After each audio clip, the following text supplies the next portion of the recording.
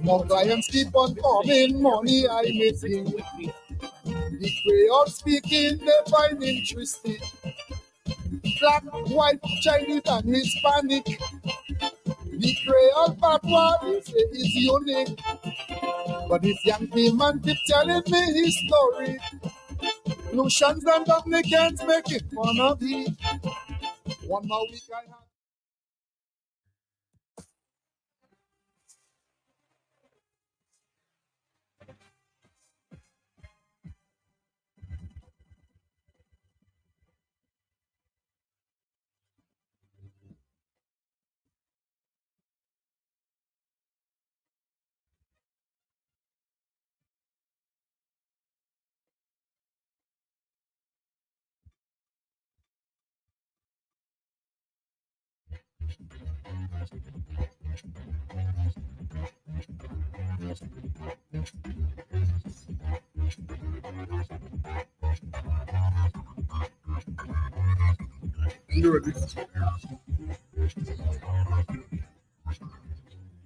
Good evening.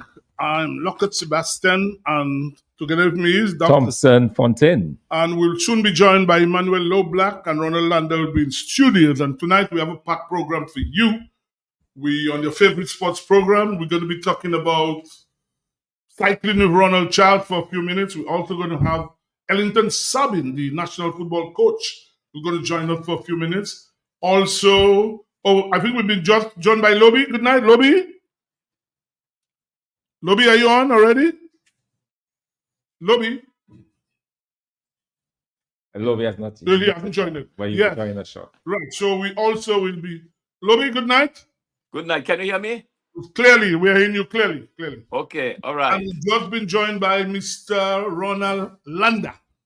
So yes, so tonight we're going to be, as I say, football, cycling, and we're going to spend a whole hour, guys, talking about the recently concluded Regional 4-Day Championship. We'll be looking at the possibles for the World Cup, because West Indies, in fact, all teams must be in by next week, Wednesday. And also we'll be looking at possibles for the Tour of England, and we'll be joined by Andrew Mason and Red Spear. So we have a packed program. Ronald, good night, sir. Good night. Yeah. So guys, first thing I want to say, we want to express condolences to the family of Dana Ito, guys, because that passed a couple nights ago. Lobby, you know Dana very well. You're a Rosso man.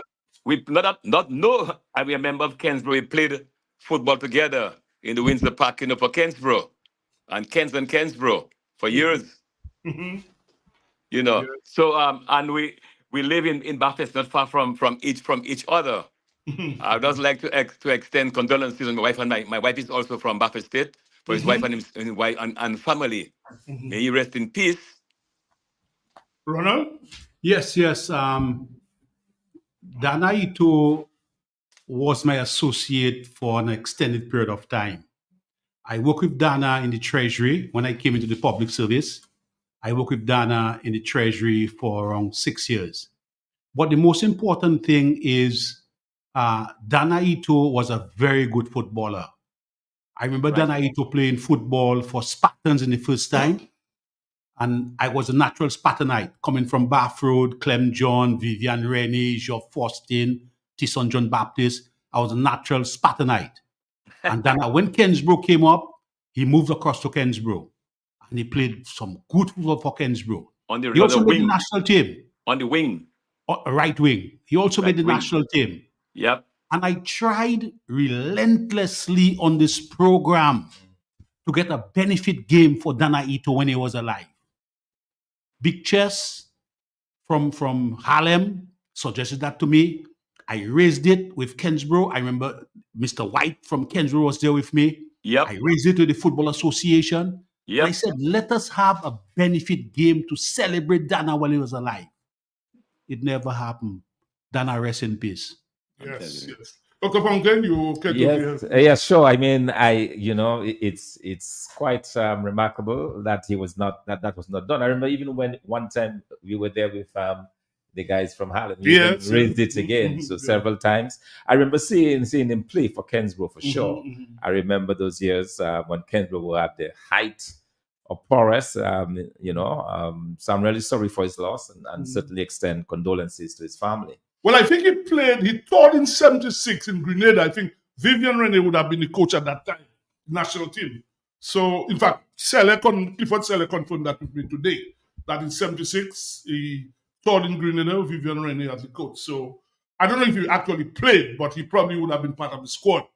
In fact, Bogo Roy sent me a note, said that he played with him. Because remember, Dana played for Spartan as well. People like Rene and Geoff Faustin. I think Bogo Roy was his goal. Tisson, Cuthbert Williams, and those people there. Clem John, I wanted Clem John. Clem John had gone on already. Before, okay. But interestingly, Lennoxstead Daily, wherever you are, I wish you well. Lennoxstead Daily used to come on the radio and say, Dana Ito 2 goals, and Dana scoring 2 goals. Dana Ito 3 goals, and Dana Ito scoring 3 goals. Lennoxstead Daily, God bless you, boy. And Guy, we also, he wasn't a friend of mine. We've spoken a couple of times. We heard of it there for Frankie Bellis as well. And as a radio man, we're on radio here, and we have to express condolences as well. Yes, he was a public figure. As I say, you don't have to be blamed. But in fact, when I was told so the morning, I felt sick in my stomach. I said, shit, that's it. You feel for the guy when he died. So we want to express condolences as well to his family, Frankie Bellis.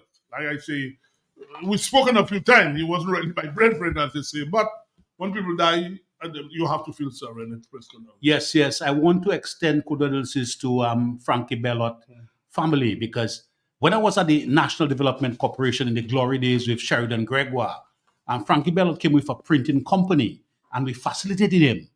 He then moved on to Kyrie FM. He had always had that business inclination. Frankie, rest in peace. Interestingly enough, my last conversation with him was a couple months ago in front of the High Court.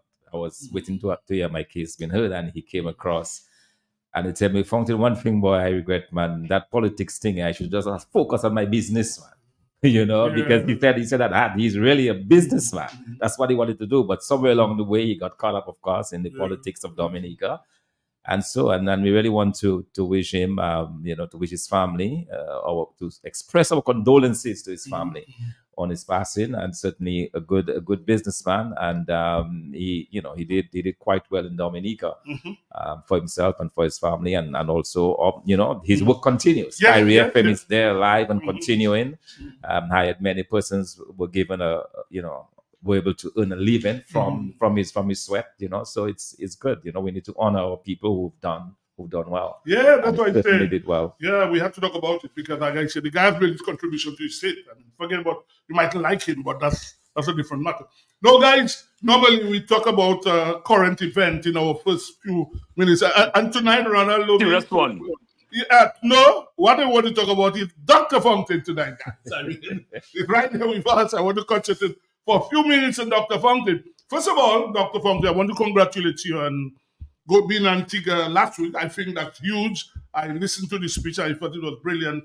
And it was nice that you were recognized in that way, that you should have been asked to come and address a conference in Antigua. I want to congratulate you on that. Yeah, well, thank you very much, Sibo. I thought it was a good honor as well, to be asked to go out there and to do that, on behalf of the United Workers' Party. And it was quite an interesting event, very, very classy, very, great event. And as you know, they're like us, they're in opposition, but very much came very, very close to winning. One seat difference, really. Once it made the difference in the last election. By 5 votes, in fact. Yes, by 5 votes. Yeah, the leader so that's lost why by 5 votes. they tell you every vote counts, and you better believe every vote counts. And 5 so, votes, yeah. So in fact, why lost? There was an independent candidate who got 7 votes or something. That's 13. Yeah, so Harold Lovely lost, and they would have been in government. They would have been in government, quite unfortunate. But yeah. So, we see already the lines are going. Yeah. Good evening. Sibo. Yes, sir. That's Jalufa. Yes, sir. I don't want you all to forget, especially my partner, Mr. Osiris. Yes. Yesterday, we laid Mr. John Jules Black Syrian. Oh yeah, Syrian. Rupert. Yeah. Yesterday that sounds great. Right. But I Yeah. just wanted to remind you of that. No, I knew about it. Yeah, I mean, John Okay, was the guy. Okay. Yeah, they call him the Black Syrian Thompson. I don't know if you know him from Saul, the guy who sold. He got there. That's why he had his place. Okay. Nobody remember him, right? Sebastian, obviously, he said he can see you from 100 meters and make a suit for you.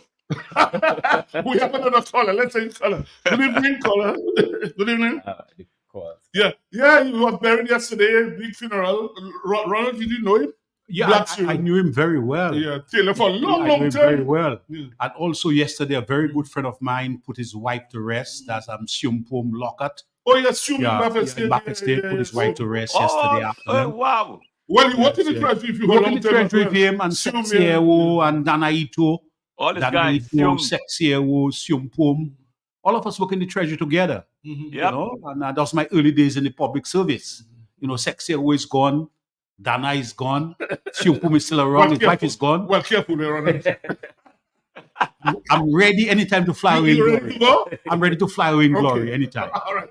Okay, Dr. Fountain, in your speech, I listened to it, and when I listened to some of you advising the party out there, they must unite around their leader and don't pull in different ways. And are you satisfied that UWP now in Dominica has done that?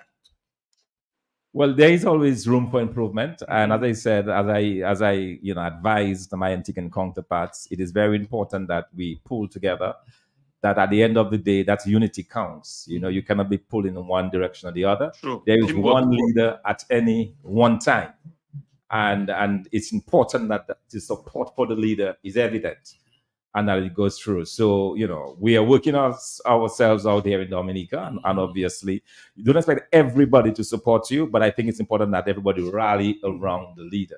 One leader at a time. There is a convention. If you want to change, you do it that way. But once a leader is selected, it's important that that leader is supported fully. Well, I agree with you because, I remember as manager of UWP, I was there for 12 years, and I remember saying to guys, I know everybody is going to like me, because if everybody like you, surely you're not doing something right. Yeah, so I remember saying that everybody can like you, and that's it. But Dr. Fountain, I want to ask you this question, because there's this WhatsApp that came out today where people have a problem. Oh, by the way, this economic conference, I think it's a wonderful idea. I hope it succeeds and everything. But people seem to have a problem with the venue where you're going to have it. So maybe you care to comment on that?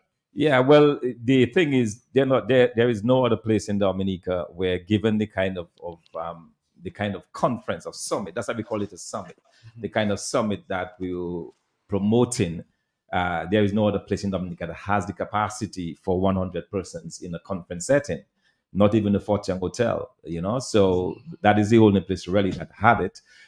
One said, well, we could have gone to Parish Hall. But when you put the cost, because you have to set it up in such a way, we did all of that. We looked at the possibility of Parish Hall as the only other possibility. So it was between Fort Young, Jungle Bay, and Parish Hall. Looking at the cost, when we compared the cost between Parish Hall and Jungle Bay, it was a no-brainer in terms of cost for us, in terms of a cheaper venue. Because everything, of course, if you go to the hotel, everything is already set up. You don't have to bring in anything. You don't have to bring in chairs. You don't have to get your system and so on. It made more sense for us to do it at Jungle Bay. And I see, Jungle Bay is a facility in Dominica. It is part of Dominica. It's been financed, as you know, by the CBI proceeds. And I don't know why. It's not clear to me why people are even making that an issue. After all, we're not in the business of not supporting our businesses in Dominica. We have to always support what is here in Dominica, and by all means. Yeah. In 1985, I got the opportunity to do my first degree. At that time, quite a number of us got that same opportunity. And we arrived in Barbados. And we were looking for somewhere to stay. And the girls went one way, and Thompson Fountain and myself went the other way. And I lived for 3 years with Thompson Fountain in Barbados in our first degree. I was doing economics and accounting. Thompson was doing straight economics. And we lived together, and we reached a stage where our home became the Dominican embassy. Anybody was coming to Barbados to do anything, we accommodated them. And I developed a lot of respect. I knew Thompson. I worked with Thompson. I was around with him. We went to school together. And I know Thompson. Thompson's a substantial person. Thompson has still gone on to do his master's degree, his PhD, and has gotten extensive experience at the IMF for 10 years. Now he's in Sudan. He's worked with various governments in the region. And he's emerged not by his own style and his own works. For a delegate conference on 2 occasions, he's emerged as a leader of the Workers' Party. Workers rally around Thompson Fontaine. Give Thompson Fontaine a fair chance to contribute to the development of Dominica. Dominica is at a very critical stage now. Dominica is crumbling. Dominica is poorly managed. And here you have a substantial individual coming forward to manage Dominica. Please give him a fair chance. Lobby, you can comment? But just before hold on, Lobby. Dr. Yes. Fontaine, yeah. Ron talked about living together in Barbados, and Ron, I owe it to you, People think I'm a very good cook. I went on to impress them. I cook the spaghetti and mincemeat. And Ron was the one who taught me that dish. And almost every time, Ron, if I want to pretend I'm a really good cook, I know how to spaghetti and mincemeat, Well, that's easy food to cook. Easy food, but you have to know how to cook it. And Ron was so Ron, you're that way inclined, Ron. My first, when I went away to school for the first time, I did tourism hotel management. I was 17 years. I went to the Bahamas to do tourism hotel management. And when you do tourism, you must understand what's happening in your kitchen. And you need to learn to cook. You need to do practical cookery. And I did that. But I've forgotten. My wife is putting a lot of blows on me now. I've forgotten how to cook. What? I've forgotten how to cook. You were so good, man. I learned all my skills from it. No, Dr. Fontaine, earlier this week, Lobby, you wanted to make a comment, yeah? No, I don't want to tell you that I concur with my boy Landa, everything he said about Your Thompson. boy? Lobby, your boy? My friend. Okay, well, as you say your boy, Lobby and Ronald, Dr. Fontaine, earlier this week, we heard Buggermen claiming victory because they feel they have a license to bugger now. Abomination in the country. Do you view that? You, Dr. Fontaine, I don't know if your party has discussed it, but I not trying. It's unbelievable that men celebrating victory, they have a license to go and bugger. What is your view on this, Dr. Fontaine? This has been a tough one for me, and especially looking at it. But bear in mind, this issue concerns morality, and while it is true that a lot of our legal system speaks to morality, for example, you cannot have intercourse with a minor. There's an age of consent and so on. There's certain behaviors that are regulated by law. I think the distinction sometimes is whether or not that behavior impacts other people. And I think a lot of it has to do with that, just the morality aspect of it. Now, this has been on the books for many, many, many years. In fact, people were not even aware of it until, I believe, when we had this major incident when these 2 men were arrested who were coming on a cruise ship into Dominica, and they were arrested. I think that is when Dominicans realized that we had on the law that was actually in the laws of Dominica. The fact of the matter is, as far as I know, not anyone has been prosecuted under that particular law. So the question then becomes, how should the legal aspect of it be dealt with? But I'm not dealing there even with the morality, but with the legal aspect of it. It is on the books. It was challenged in court. The persons who challenged it won. Normally, what would happen in these cases, that would go on to the next stage of the appeal and so on, so that it is completely thrashed out throughout the legal system. I'm not sure that will happen in this case, because I understand that the government decided not to contest. And so it looks like it becomes settled law as a result of that. But at the end of the day, Sibo, I think, it's also about a human rights issue. It's also about, and it's very easy again for us as humans to judge other persons. But I think at the end, everybody has to answer for his own acts, his own deeds. and as to whether we should be regulating the way people do things that is in their confines. I mean, obviously, you don't want people being out there in the public displaying behaviors that could impact others, certainly. So there should be laws to govern that. But in terms of governing the way people behave in the comfort of their homes, that is something else, I think.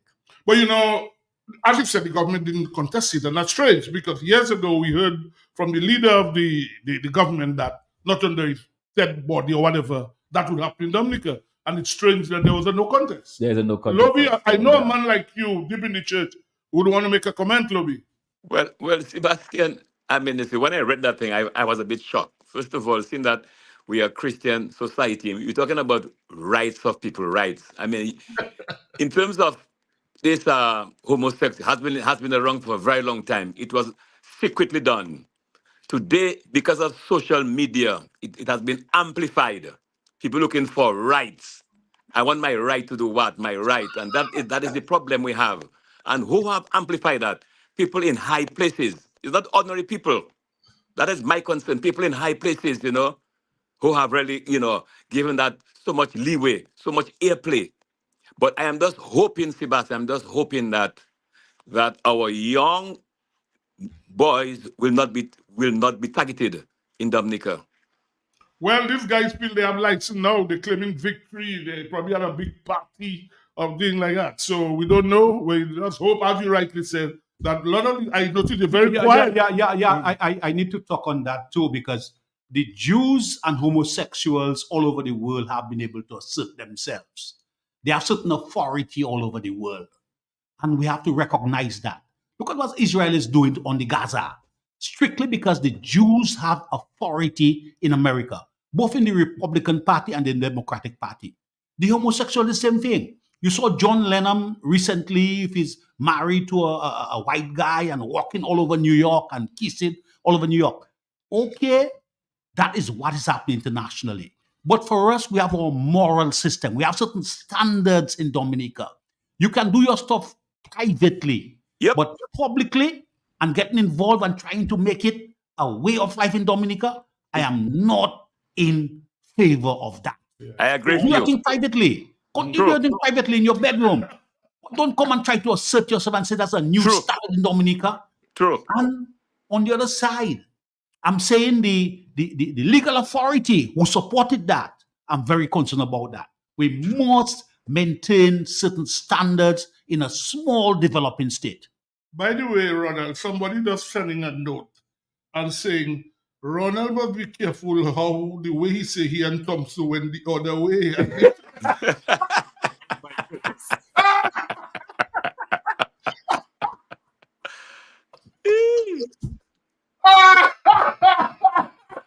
See, well, let me clarify that. Let me clarify. Ronald must be careful how he say he and Thompson went the other way and live together. Let me clarify that.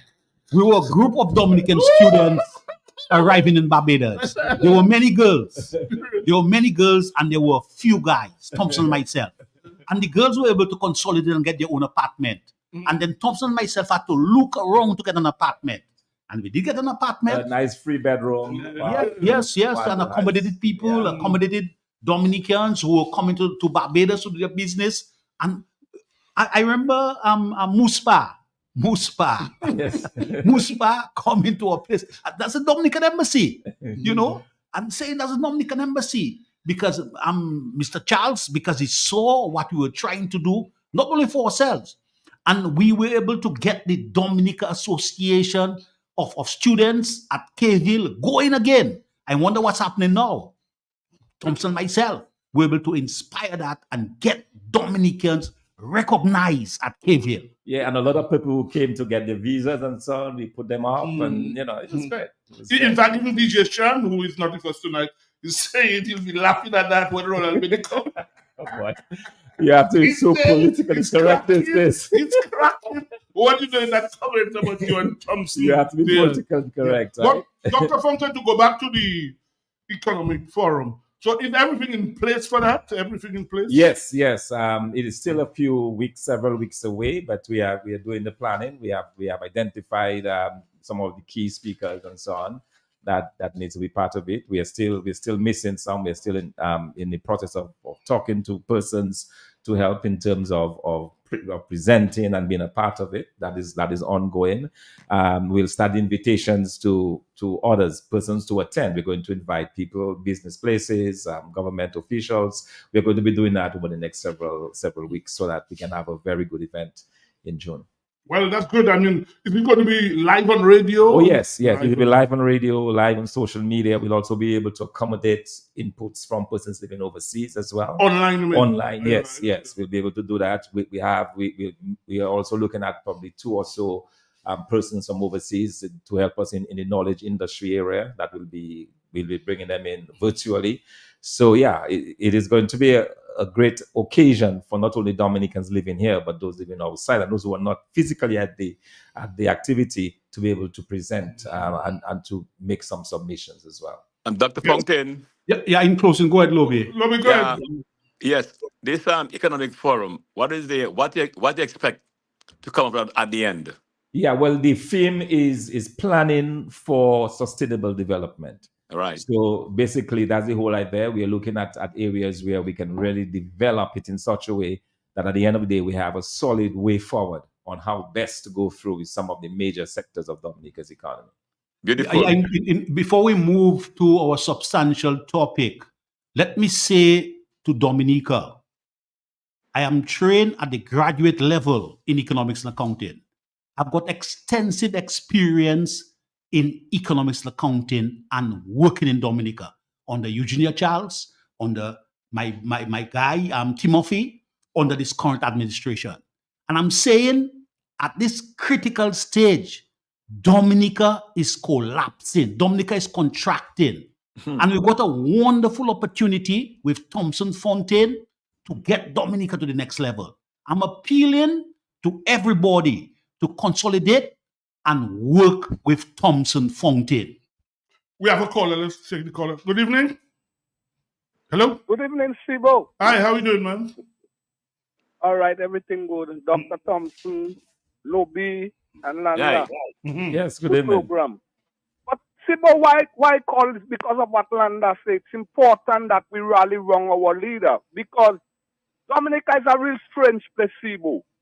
When Lennox Linton Honorable was the leader, I could feel the different forces pulling instead of coming together. And some of the same people I hear now talking about like he was the problem.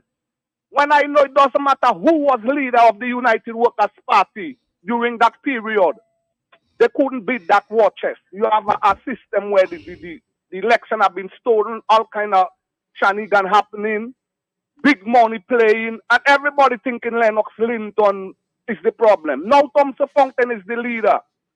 And some of the same people talking about Thompson Fontaine in Sudan and how we don't have a lead and a bunch of nonsense, Sibo. And it don't really hurt me because asking what Dominican wants. So I just glad that I'm going to make the observation that we must rally around our leader, regardless of who it is. When the convention comes, you choose a leader, but once the majority say is Sibo as the leader, all of us should support Sibo. So I want to pledge full support to Dr. Thompson Fontaine. Hear you, bro. I think we have another caller. Hear you. We have another caller. Good evening. Hello. Hello. Please don't listen to your radio. Hello. Hello. Hello. Hello. Good night, everyone. Is okay? Yeah. Good night. Yeah. How are you? Yeah, Sibo. How are you, man? And Ron Landa, the milkman. Ron, do not tell him. Ron, do not tell him about secret about milk, you know. Leave that alone. Yeah, leave that alone. Don't push it. Stop it. Stop it. Don't push it. Is that Glenworth Coffee? Is that yours? Stop it. Yes. And let me just say good night to our honorable leader, Dr. Thompson Fontaine. Yeah, good night. Good night. Yeah, but you know, before I say side, I hear you all talking about sports, and sometimes I say, but everything has to do with the ball. Or you all remember about the body sport, the body ball. Well, tell us. We Superfly. yeah, but you know, you must really call Superfly to actually come and show those techniques to other people. But let me just say, I support the Economics Forum, and Thompson is a good guy. I think he has a good heart. And I believe we have to rally around, Thompson and the United Workers' Party. And let us be one. That fighting, and people talk about fighting. I don't believe in fighting. I believe we can, come together, just be one, and just roll with the agenda. Dominica, it doesn't pay right now to be divided, and we just have to just rally behind good things. And right now we are plagued with a lot of economic problems, and that forum itself will address some of the problems.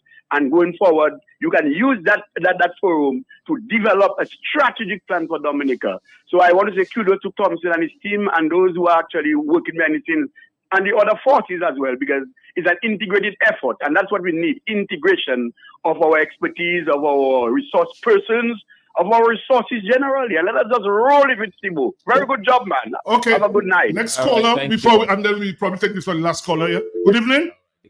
We've lost the caller. Yeah. Well, Thompson, you're getting kudos about this conference that's coming up, and I hope it's successful. Everybody participates, and to make it would be probably first in Dominica. Yes. I don't think we've ever had anything quite like it, and I think it's a good opportunity, as I said, for all of us to get together, put our heads together, and really see how we can move this country forward. And it's a good option, And Sibo, yes, Sibo, yes, Landa continually speaks about management of this country. And we don't understand how, we have been crumbling. We have just been crumbling. We are down, and Oh, you mean we've crumbled, you mean? Not crumbling, that's it. still, we've crumbled by now, eh? And I'm telling you, and a lot Lobby, of the work has to be done. unfortunate thing is that certain politicians and their loyalists are eating all the crumbs. Why we're crumbling? Yeah. Some eating all, not all shall eat again. Some eating all. Anyway, guys, we have one more caller. Let's take that last caller, and then we will take a break, and then we'll join Ronald Charles in cycling. Good evening, sir, or madam. Hello. Good night, brother. Good night. Good night. Let me say good night to Mr. Luis and family, Mr. Bo. Mr. Donald, how are you, man? What's up? Not bad. How is Dr. Fountain? How is Lou Black? How Mr. We are fine. So far, so good. Everybody's fine. What about you, man? What about you? Well, the water is rough, but I stay in the boat. I know that, Donald. I know you. When you're broke, that's it. Either the boat sink or you go adrift. All right. I'm there. I'm staying in the boat. I'll probably pass and see you probably tomorrow again, man. I'll probably pass and check you. Okay. So take care. Take care, man. I listen as usual. All right, man, Donald. All right. Donald is a guy from afternoon. He takes his biscuits, and we have another caller. Okay, last one.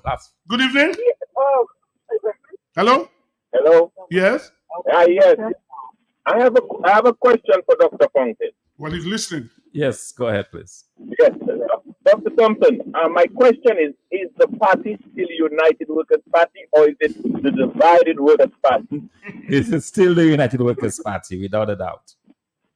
The reason why I asked, you had 3 press conferences, and I yet to see Mr. Linton. Why is that? Because the press conferences, I'm the political leader of the party. Have you ever seen any other political party where the president deals with the administrative side of it, and I deal with the political side of it? We have very clearly defined roles in that capacity. So don't read anything into that, because we don't say him that, because he's dealing with the internal workings of the party, and mine is to deal with the politics of the party. Okay. Okay. Thank you. Right, thank you. Okay, one last caller. Last one. Last for sure. And then we move on. Yeah. Good evening. Hey, good evening, Chibo. What's up? How are you, man? Good. I cool, and who is here with you? Dr. Fountain is there, Ronald is there, Lobby is there. Okay, Dr. Fountain and Ronald. Yes, good evening. I heard my partner voice, Donald. So how are you doing now? First, let me congratulate you on a good program last week. Very good. And how's he doing? I guess he's okay. Ozzy's okay. All right, and then so I just call you to big you up on the program you all have. And my partner, Lobby, how Lobby doing? I'm doing fine. Okay. Well, I know Dr. Fonte is a tough fella, so I don't ask him about it. Okay, thank you. Thank All you. right, so we'll take our first break. We'll Thank take our you very first break much. now. Thank you. You take care, man. All right. Okay, bye-bye. Yeah. So Thompson will just try and run out one time. Rudolph Thomas Enterprise in Portsmouth, your suppliers of building materials and hardware products. Over 20 years experience in the business. Rudolph Thomas has lumber and plywood, Portland and tile cement, steel rods, galvanized and fence pipe, and Rudolph Thomas can meet all your wire needs. Galvanized roofing sheets, doors, windows, toilet sets, face basins, and bidets. PVC piping, fittings, and lattice. Check out Rudolph Thomas for ceramic and vinyl floor and wall tiles, nails, nuts and bolts, paint and painting supplies. And check out their line of electrical and hand tools. And Rudolph Thomas is your one-stop shop for hard-to-find items like fiberglass mat and fiberglass resin and welding rods. Go now to Rudolph Thomas on 1240 Bay Street in Portsmouth.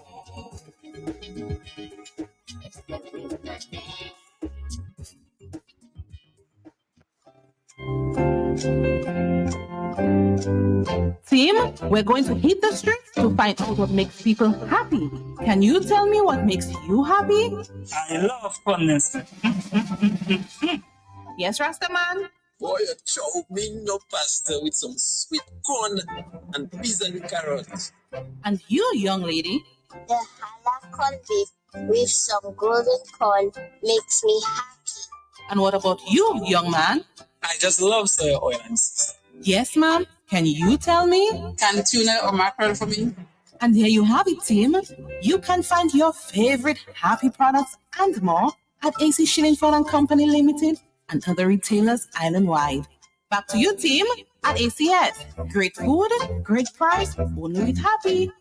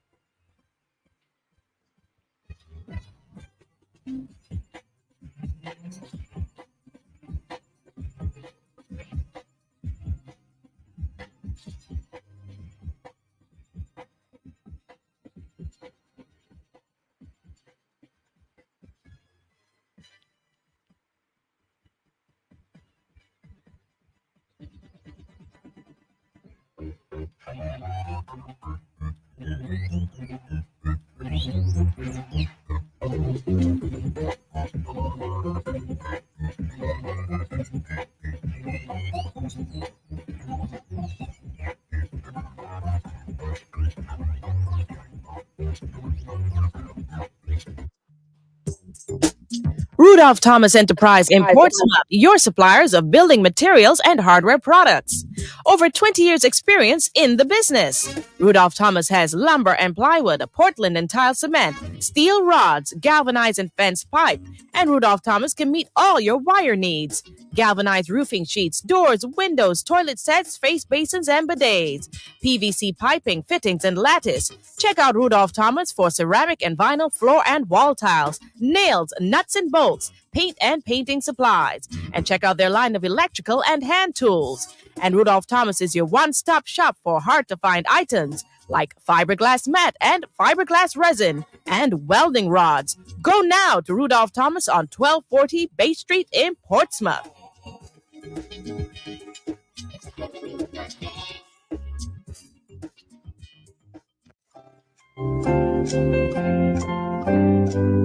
Team, we're going to hit the streets to find out what makes people happy. Can you tell me what makes you happy? I love funness. Yes, Rastaman? Boy, you chow me in your pasta with some sweet corn and peas and carrots. And you, young lady? The halal corned beef with some golden corn makes me happy. And what about you, young man? I just love soya oil and seasoning. Yes, ma'am. Can you tell me? Can tuna or mackerel for me?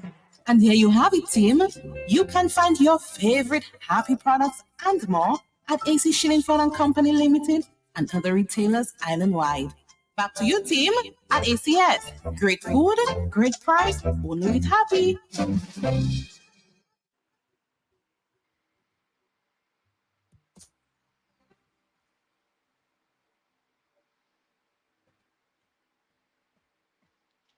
Oh, guys, okay, we are back. In fact, I just getting some information that's coming to hand.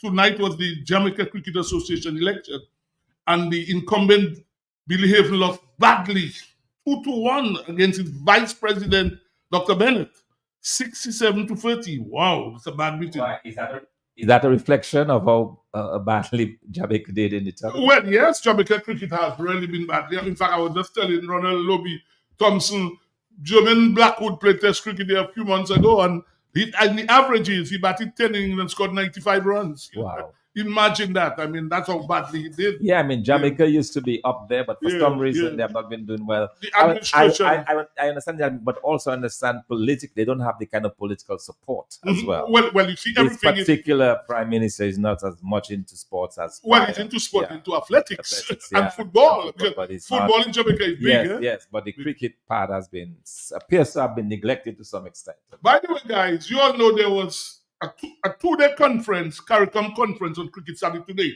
Are you over that, Ronald? No. Lobby? No, I wasn't aware of that. Yes, I'm aware. And here, the people who spoke today, the Guyanese president, Irfan Ali, Ralph Gonzalez from St. Vincent, Prime Minister, Mia Motley from Barbados, and Keith Rowley. In fact, on the agenda tomorrow, I see even the former Prime Minister, Keith Mitchell, will be making an input, but we have nothing from Dominica though. A CARICOM conference on cricket today and tomorrow. Nothing from Dominica. All other prime ministers are speaking, but nothing from Dominica. Really, yeah, Lobby. Are we still CO in Dubai now? Well, I think it's finished now. The CO is finished. I from what I've heard, it's finished, so they're back here. But it's shameful, right? That you have a CARICOM conference on cricket, and we have all of the other prime ministers, Dominica, not representing. I just don't understand it. But are you surprised, Sebastian? Well, in fact, just the other day, the chair was Dominica of CARICOM. Yep. And then we heard talk about that thing, and you hear a CARICOM conference on cricket, which means so much to Caribbean people. And then nobody from Dominica. But don't forget, Sibo, we turned down the games for the T20 World Cup.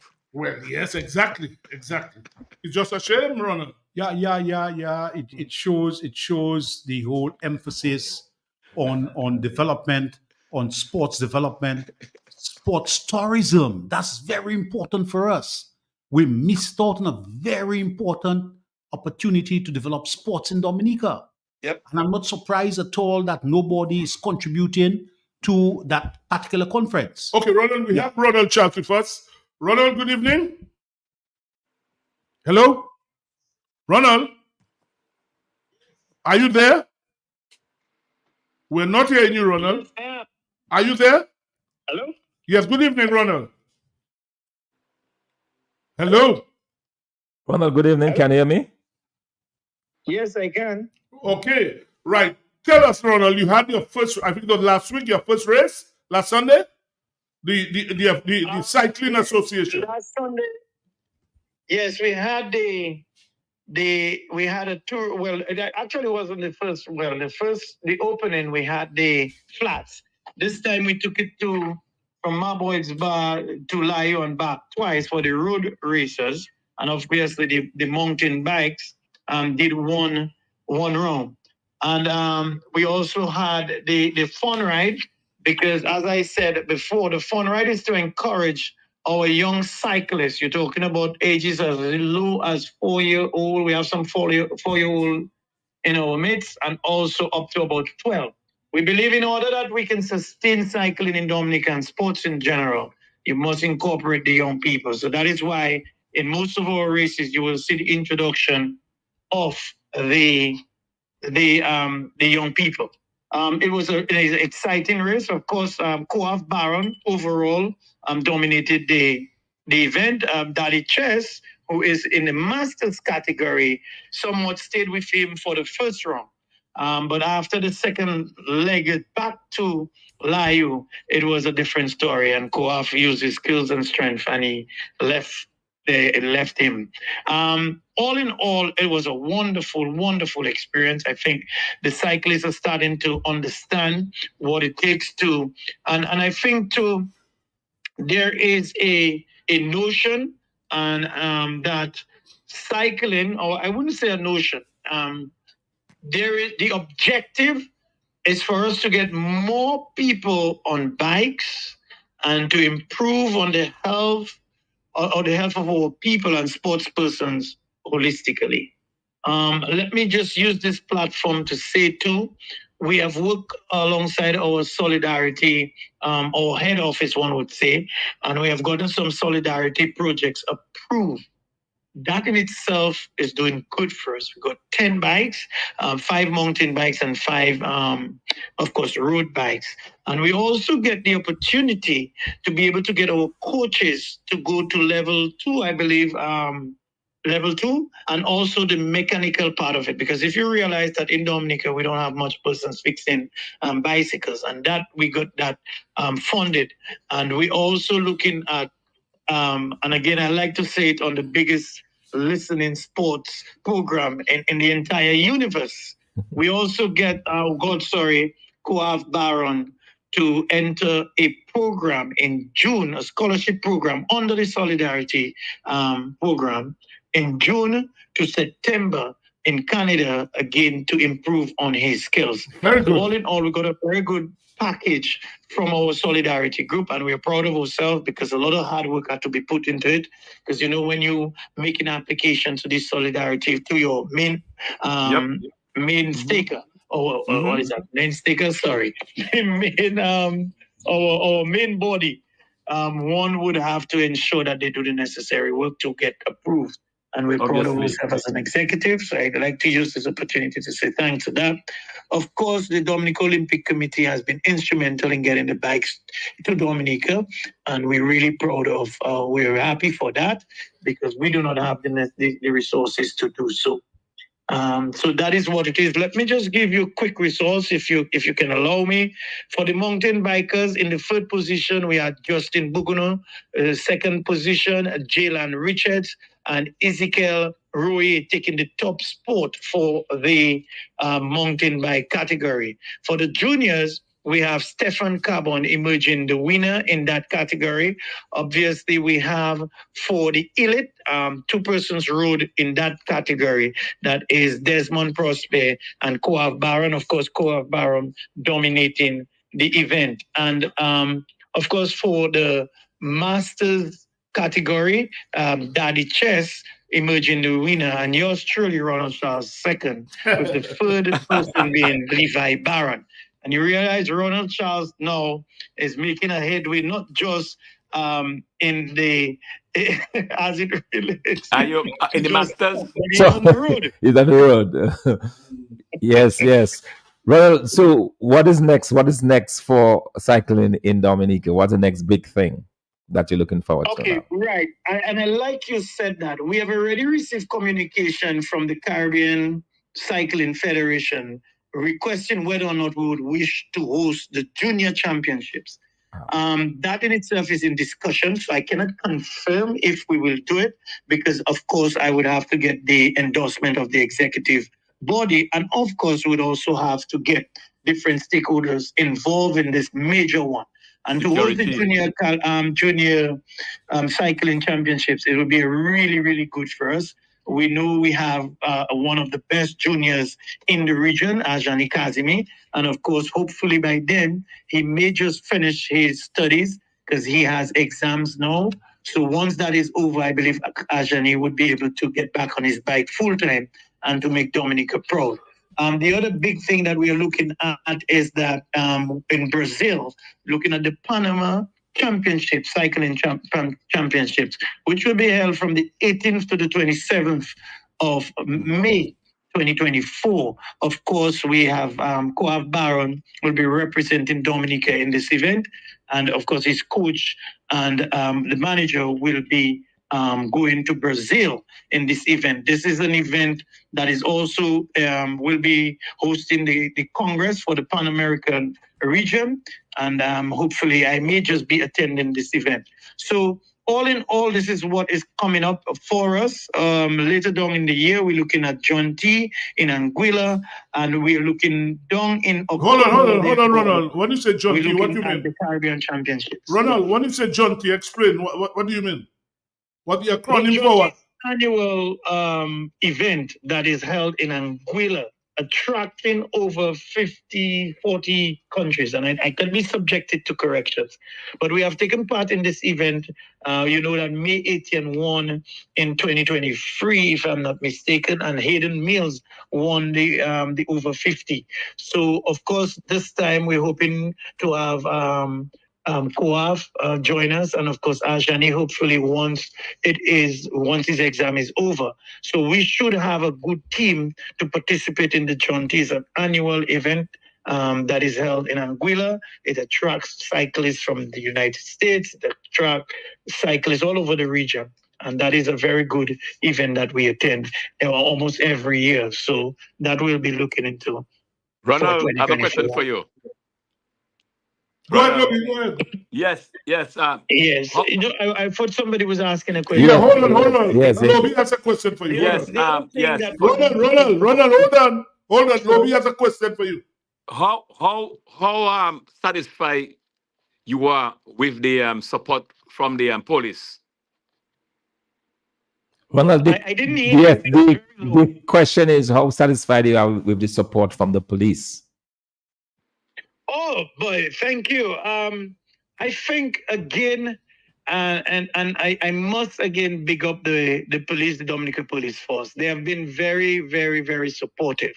Resources can be limited, especially on a Sunday. It can be limited, and however, we have always gotten the endorsement. For a matter of fact, our entire season dates have been approved by the commissioner, so we have been getting great support from the team. Again, we have, of course, like everything else, we'll have some areas of improvement to do. And it's a learning process for all of us. We also want to take this opportunity, of course, to thank the fire service. Once in a while, they do come on board. Again, the resources can be limited, but again, they try their best to work with us. And all of our sponsors, the Dominican Olympic Committee. And I know that you all may have heard me say it more than once, and I will say it again, notwithstanding the objective of the Olympic Committee, but I must say that Mr. Billy Doctor, along with his team, have been supporting us big time. I mean, the bikes cost a lot of money. The bags for the bikes cost a lot of money. Talking about $25,000, for one bike. And the young cyclists have to get the proper bikes, the proper equipment, the proper training, and they have been instrumental in assisting us to do so. And not forgetting our corporate sponsorship like Q95, Kyrie FM, and Josephine Gabriel and Company Limited. And I've always said, once you start calling names, you might get into problems. But again, Auto Trade and Sagico have been with us, Mr. Rule. So we have a good network of persons who have agreed to work with us, and they continue to do so. Ma Boyd, we call her the mayor of cycling. So she too, if you recall, all the events are really hosted at her place. She's really been supportive to the cyclists, and we appreciate that. And all the volunteers, and we have seen in the past couple Wicks, what we really appreciate is the St. Alphonse Scout Troop, what they've been doing. And this is something I really want to say thank you so much to them, because they have been turning up at the races and they have been going to the various intersections and ensuring the safety of the cyclists by being almost guards of the intersections. And that in itself is a big thumbs up to the St. Alphonsus Scout troop, and we really appreciate that, because they stay in the sun, put it this way, from 9 in the morning to 12, and just trying to assist us. And I want to say thank you to them and all the other volunteers in one way or the other who somewhat make themselves available. And if I forget anybody, any sponsor, it's not intentional. It's just that I don't have a paper while I speak, and so I do apologize. But all our sponsors, we want to say thank you to them, and to all those people like Sports Rap, because I've always said if we do not have a medium like that to be able to sell to the world what we have, then it's a problem. And thank you, Mr. Sebastian, for always, reaching out to all the various organizations, not just cycling, and continue to do a wonderful job in terms of sports. That's where I learn sports education. That's where I take notes. That's where I get to know about so many things. And I want to say thank you to your guests. And of course, Dr. Fontaine is in the house. So again, it makes my listening ear even sharper.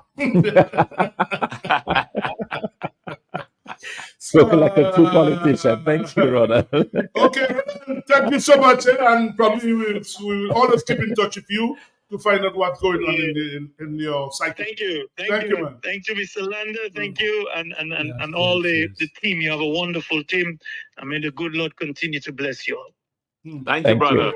Thanks. All the best, guys. Thomas, I don't know if you knew that, but Ronald, just getting some information that what I spoke about the CARICOM conference on cricket started today, where we had all these other friends. Brooklyn just seen something that there's an ALBA conference going on in Venezuela. The 24th is today, right? Yes. Right. So Dominica's Prime Minister is there. So obviously cricket is not a priority for them, for him. Yeah, ALBA conference in Venezuela. But Gonzalez is also part of. Yes, Gonzalez is part of it. But he's looking after his cricket. Yeah. So I feel, now getting that, there's an ALBA conference in Venezuela going on, or started today. So hence the reason why we have no representation in the CARICOM conference in cricket. So, as I said earlier, we are not hosting. We gave up what we had to host. So there's no interest at all in that. Well, there never was any interest here. By the way, I just want to say good evening to St. David Shillingford. I heard him in the powerful and the Lobby Sentence voice song as powerful as ever. Oh, yes. He was on the floor this last week. And I want to good night, by the way. St. David Shillingford. Good night, sir. Hope you're having a good night. And my man in Florida, Julius Cobbett, came in to be the pastor. Good night, sir. I hope you're okay. And Donald, obviously, on Zah. Our brother Zah, we can't forget Zah. Good night. Good night. And to your partner, what's his name? Who always leave you on a Friday night. And that is, what's his name? Ronald, you've been on that program, man. Blanchard. Yeah, on the program every Friday night. So Zah, good night. Yeah, but Lobby, going to the NBA, the Lakers have a crucial game tonight, at 10 o'clock. Sibo, it's not just that, and they have the floor game on Monday night. They should have won that game. Look, that's my team from the 60s, Lakers. I cannot believe we up by 20. And I cannot believe that it is on. But again, as I said to myself, that LeBron at his age, basketball, who hasn't played the game? I've played the game already. It's not an easy game. All right? And the playoff, when you get to the playoff, is a different league altogether. It's a different league altogether. And it's not going to be easy for us. No, but you cannot fault LeBron. On Monday night, he had 26 points, 12 assists, 8 rebounds. You can't fault him. You have to all the other guys who are not contributing. I know, but no, listen to me. The last quarter, if you observe that, when going for the last quarter, in both games, the last quarter, that's it, The last quarter, you're looking for it. We started well, 1 or 2, but at the end, But I don't know. Again, I haven't given up as yet. Look at what happened to 76ers. Yeah, well, but And I've always found that Ronald Thompson, the NBA, always after game, has this report, the last 2 minutes of a game. And the report said that the referees were wrong in that Maxey, the guard for Sixers, was fouled about 3 times. But it's not no use to them. They lost the game. So the referees are playing the fool. And after they released the last 2 minutes of the game, the report, which stated that the guy was fouled about 3 times. But the record will show you lost. So they're down. They're down 2-0, huh? Yeah, 2-0. To New York Knicks, yeah. Yeah. And what's it? Phoenix Suns are down 2-0 as well. Phoenix Suns are down 2-0. Also, surprised. the Cavaliers lead the Magic 2-0. Yeah, the Magic, you know. Yes. Denver. Denver I'm not surprised. Well, I've said that already. The Lakers 2-0 as well. The only teams that are tied is Hits and Celtics are tied 1-1. Even that was a shocker last night. Clippers and Mavericks, yes, beating Boston Celtics. tied 1-1 as well. Yeah. But Sebastian, you see, that's the thing, you know, this new format that they have in Indy for the playoffs there. You see, Celtics, they were resting all the while. Resting, and these teams were playing.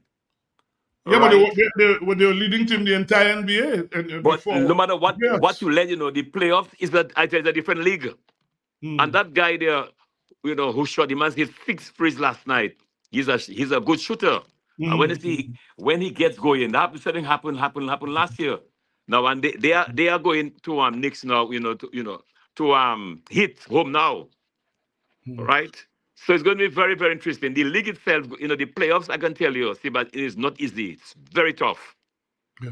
Well, Right, soon very, we'll be very tough. expecting to be joined by Red Spear and Andrew Mason, because we're going to be discussing a lot of cricket in a while, the original 4-day.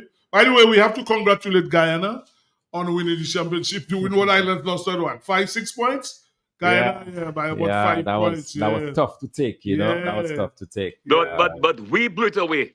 The first 3, we were right there. The last 3, we were not there at all. 2 games But, in the but middle. you know, I always remember that Trinidad game, the win was lost, where this guy, Dooley, was plumb LBW when the score was 90 for 4. Yes. He was 28 at the time. The umpire didn't give him out. He goes out to score 90 not out. Trinidad won the game, and that would have cost the Windward Islands.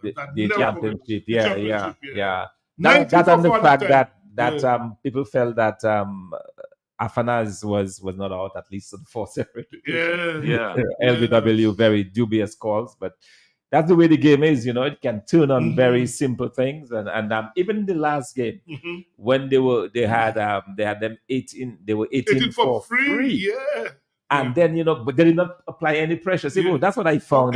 In fact, you remember that Louis, early enough, there was no third slip. Windward Island started the game with a new ball with 2 slips alone. You played, which was wrong.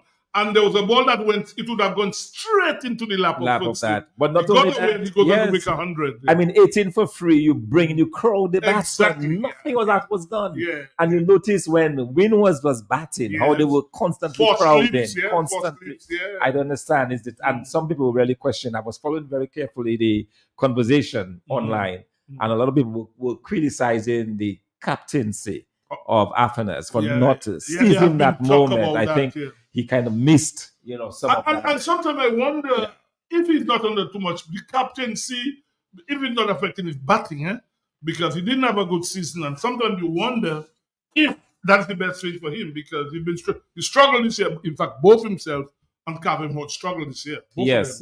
Both of them struggled. They only, in fact, Springer was the second highest scorer for the Windward Islands, a man batting at number 8. Springer was the second highest scorer. Yes. So both Afanas and they only scored just over 300 runs each, both of them. So, and that's not good enough in 10 innings. Just not good enough at all. I mean, but Sibo, you know that, you know, the best of batsmen have given up captaincy very early. Well, Sachin Tendulkar was never a man who really wanted to be the captain. He gave that up early and just to concentrate on his batting. Wasn't Chandapal the same thing to Chandapal? Yeah, he didn't want to. Well, he gave it up. Yeah, he gave it up. So I'm just wondering, it probably not too much pressure on Alec.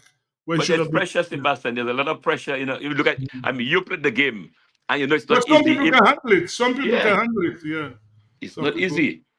But what I find, Sebastian, is how we our first 3 games we were very prolific, and our last 3, I don't what happened to us. The last Well, again, games. the batting failed with North Islands. That's what happened. The batting failed with North yes. Islands. Especially the top of the batting, Yeah, because Springer was very consistent. Even John was consistent as well. In And terms of scoring runs in the Ambrose back end. himself, there are some Ambrose. reckless shots from Ambrose. I mean, Very.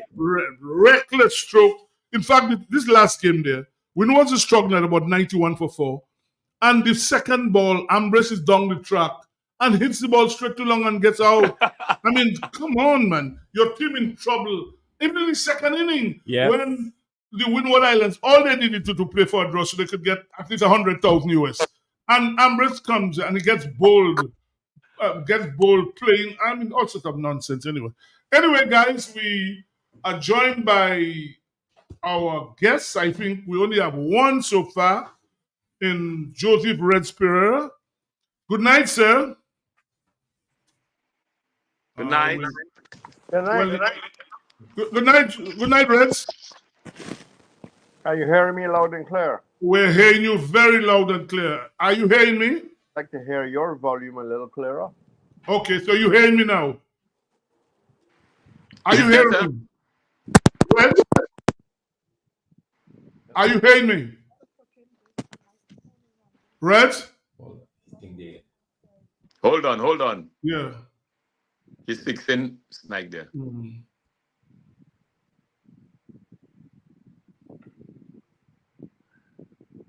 Apologies for the little.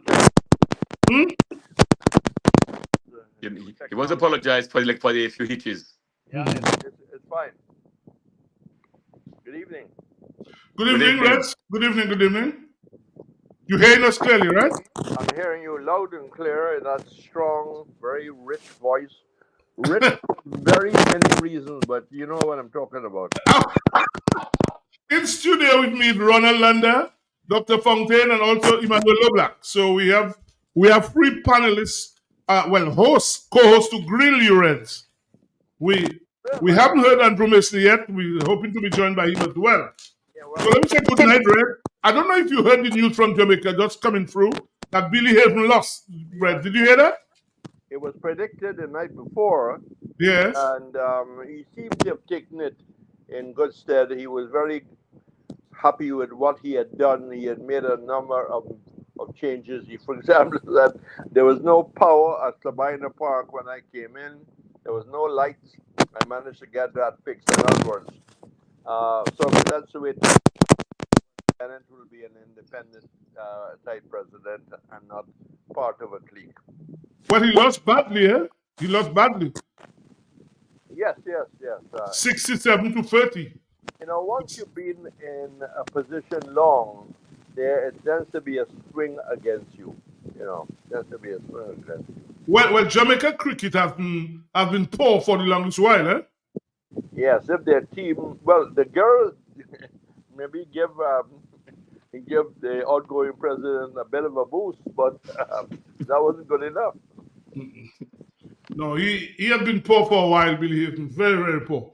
Okay, let's get straight to it. The regional 4-day just finished. First, let's say congratulations to your adopted country now, St. Lucia, your country of birth, Guyana. They won it for the 7th time in 9 years, eh? Yes, I back people who play well. I mean, I am not a mad supporter of Guyana when they're playing. If they play well, they play well. If they don't play well, congratulations to the others. I thought Windwards would have won this tournament the way how they started. But they had edge stumping up the toe, bananas getting.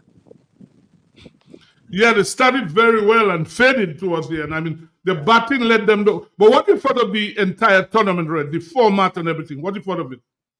Well, I was a little apprehensive about the extension because there was a feeling it might have watered down. But unless you really go through the figures with a fine-tooth comb, you probably would have be able to assess whether, in fact, the CCC and the academy was a good development process whether it unearthes some talent, and that kind of examination. I think right now, without doing that, it will be. Of course, once you expand it to 8, it's more expensive. But I look forward to the day when we can have the tournament sponsored and we can have home and away. It's good for players to play in front of their own spectators, and of course to play away to other people's spectators. But you're right, because I remember the first year I became manager of the Wind was 2004. We had home and away that year. The first 2004, 2005, we had home and away. But again, as you say, they need sponsors. And that's the problem with West Indies cricket. The board has not been able to attract sponsors. But can I come in there? Yeah, go ahead. But it has to do with standard. The standard has to improve. It has to improve the standard. Do you agree with me, Reds? Well, it comes down to a lot of things. It comes down to pitches. It comes down to coaching. It comes down to how long they get a chance to prepare. You really got to give the players enough chance to bond, to have spirit. It's many factor in terms of improving. Improving is not just what happens in the middle. What happens off the field is also very important. I was a little disappointed with the overall standard of umpiring. I don't want to be running a pencil through anybody's name, but I thought with the leg before, I wouldn't like to be a bowler. Bowling left arm spinner or spin. Yeah, the umpiring was very poor, Red. Very, very poor. Winwood suffered because of the poor umpiring. Yep. Move on to the 2020 squad. Hold on. Still have a question for you, Ronald Landa. What was your question? What do you think about the breaks in the games? There were 2 major breaks. After the first 3 games, there was a break, and thereafter there was another break. Previously, there were never all those breaks in those games. And additionally, what do you think about a review system to support the umpires?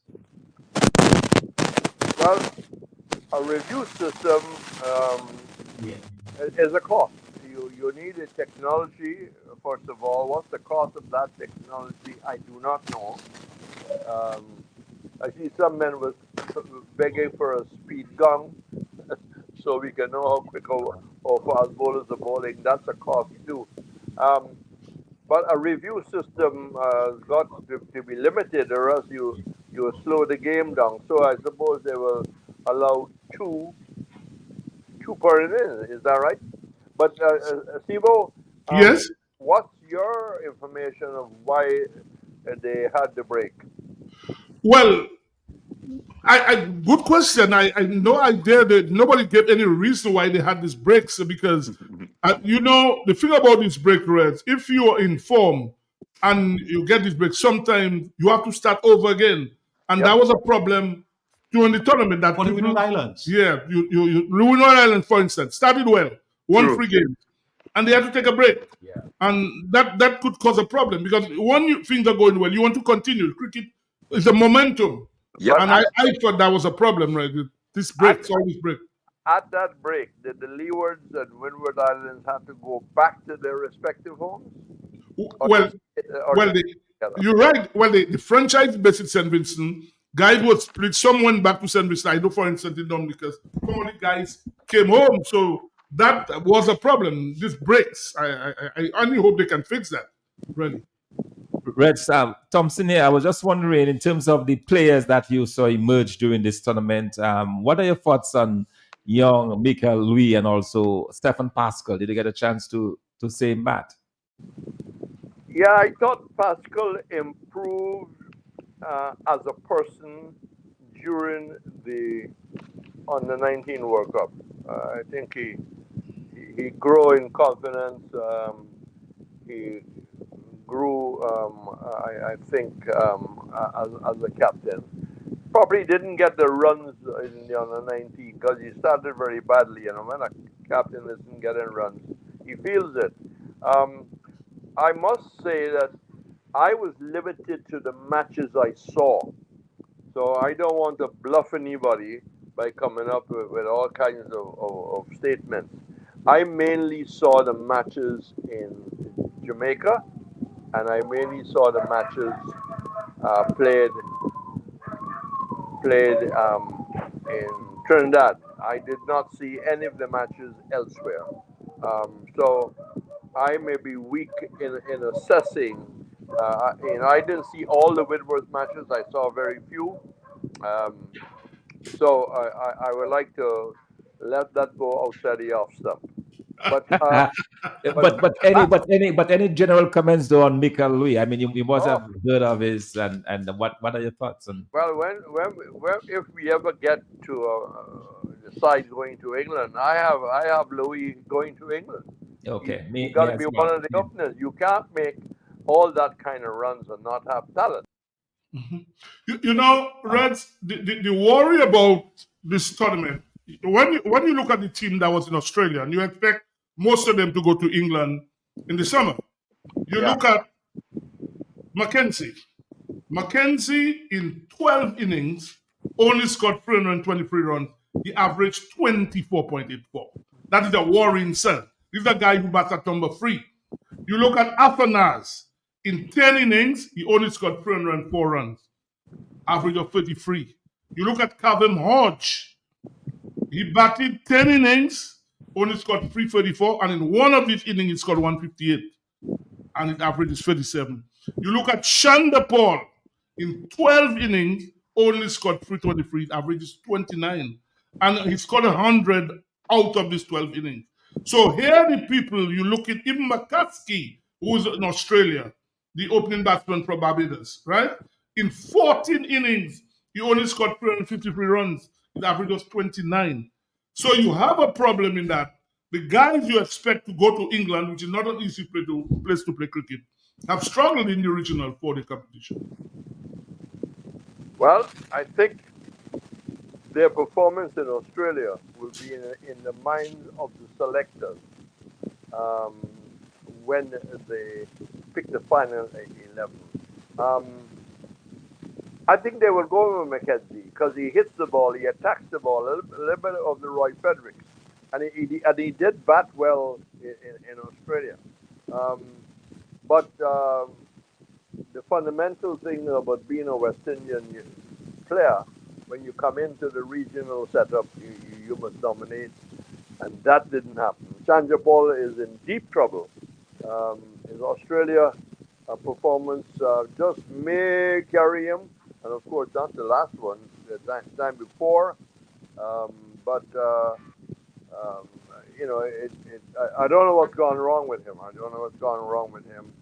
But we just have to wait and see. I think Athanase has been a little loose.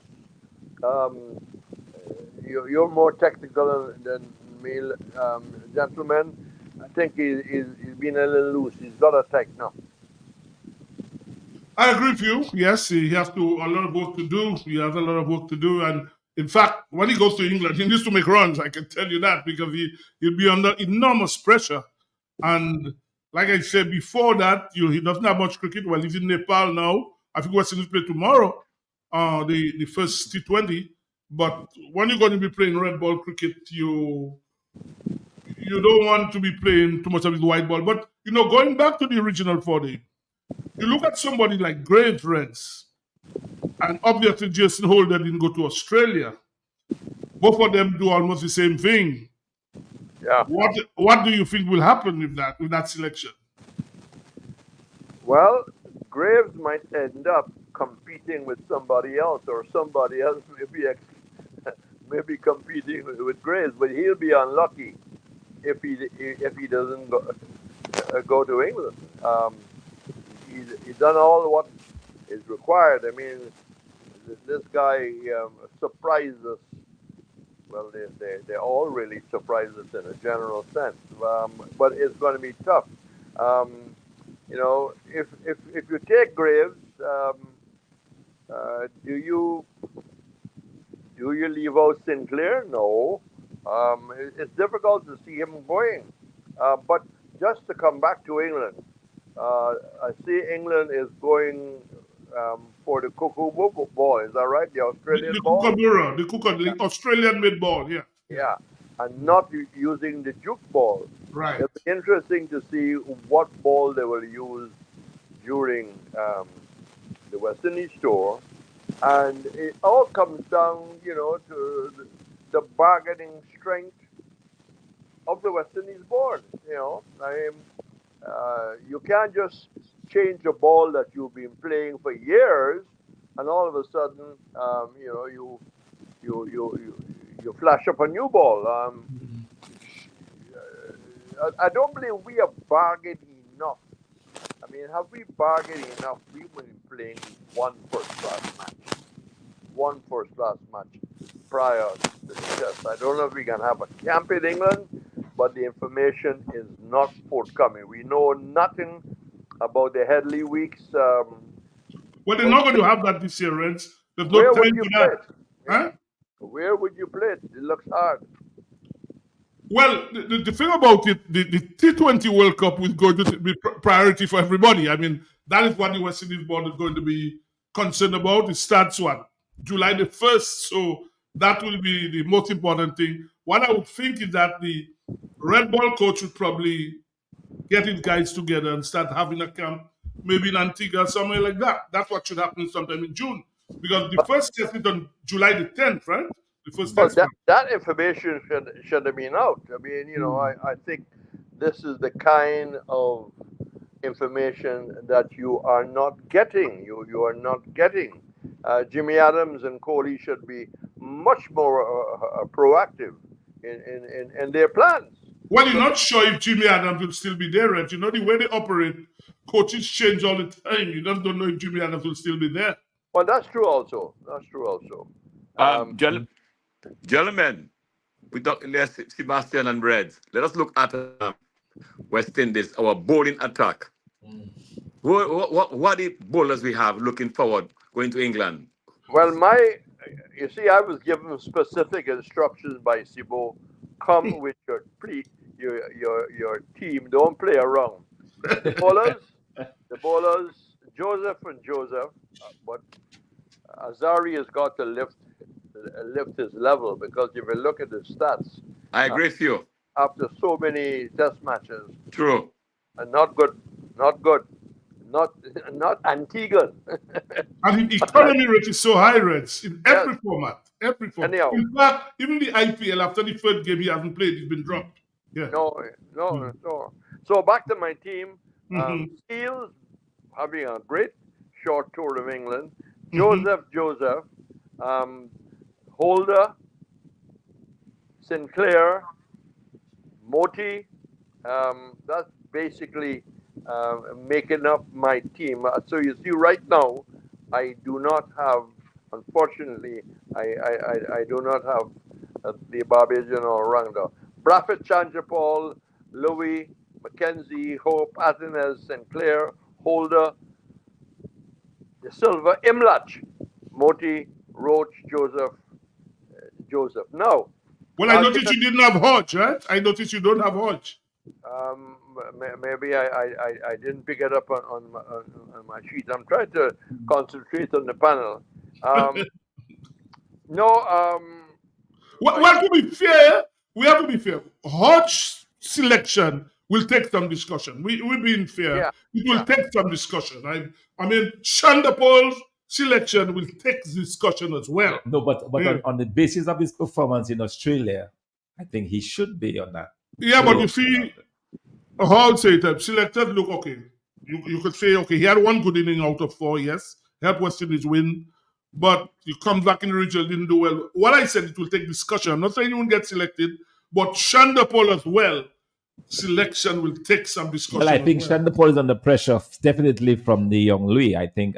Both pre-openers. So, but what I'm saying, I don't expect McCaskey to go. No, because he was in Australia. Yeah. So, but still, it will take discussion, because to be fair, Chandrapal hasn't done anything for a while, and he comes in the regional competition and fails again.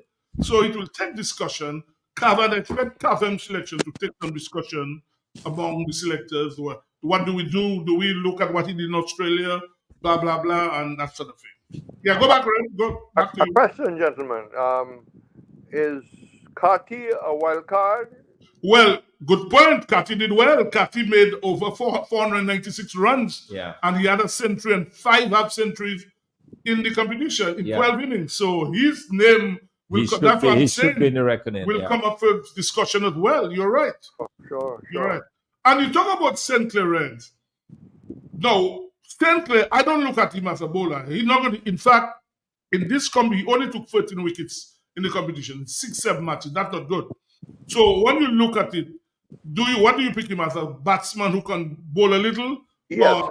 That's how you look at it. He's an all-rounder. He's a batting all-rounder. But I did also feel that Imlach underbowled him a bit. Was just too much moti, too much ball. He had a couple of one-over spells. That is not going to have confidence. Reds, by the way, Toshu, can you give listeners the numbers so they can call if they want to call for Reds? Call the numbers.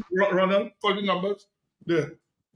Yes, for our listeners, if you'd like to interact with Reds Ferrara, your number 449-3095, 449-3096, 3097, and of course on the overseas line 305-432-9624. And already we have a caller who wants to talk to us. Good evening. Good evening. Good evening. Hello. It's all yours. Your question. Good evening. Go on. Hello. Yes, go on with your question for Reds. Yes, go ahead, please. Hello. Good evening. Yes, sir. We can hear you loud and clear. Go ahead, please, with your question. Hello.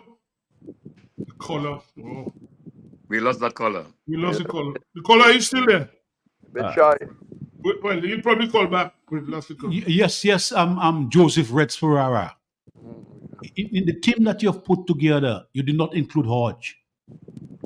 But yes, it's, when you look at the team, you're going to get somebody wrong. This is not gospel. This is not written. No, but you're an authority. You're an authority. I respect you highly on cricket and cricket selection because you've been around for quite a while. You're very knowledgeable. Yeah, well, I, like Sebastian, think that Hodge hasn't had the best season. Yes. But, when we won in Bangladesh, a lot of people like Blackwood and Bonner got picked for many test matches after that simply because of that victory. So I think they might look favorably on Hodge. Remember how well he batted in Australia? Yes.